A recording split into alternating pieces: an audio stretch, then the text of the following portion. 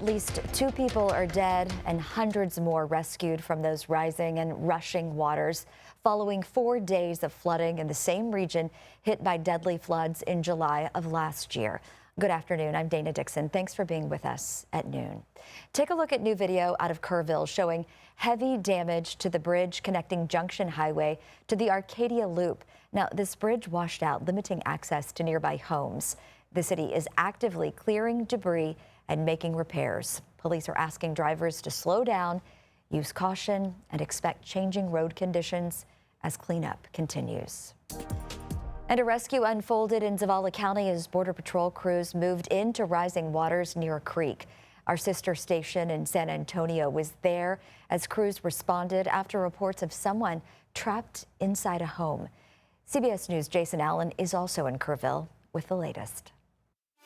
The skies are overcast here in Kerrville this morning. There is still some rain falling out to the northwest, but thankfully not here. It's the first time in 4 days that people here have not been waking up to rain. That's a good thing because as you look at the bridge back here, you can see all the debris hanging off of it. The water here in the Guadalupe was entirely over this bridge at one point, and it's great that this morning they've been able to get this open because until early this morning, a lot of the main bridges that, connect both sides of this town were cut off. They had to check the structure of the bridge to make sure it was safe before they could open them up to traffic. Now, the flood threat still remains.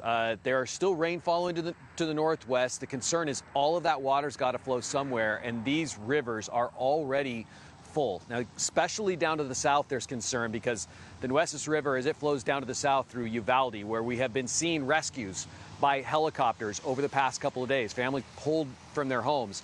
All of that water is continuing to move to the cities to the south, and that river has already reached a record high level. So we're watching river levels carefully there. Also up to our north as all of this water starts to flow through the Llano River and move through some of those communities.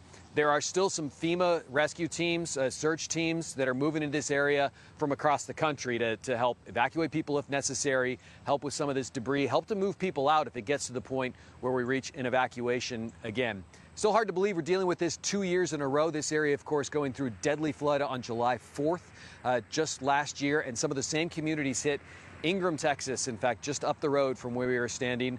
Looks like they got 24 inches of rain, 2 feet of rain here over the last 4 days. Hopefully now they're finally reaching the end of it. Back to you.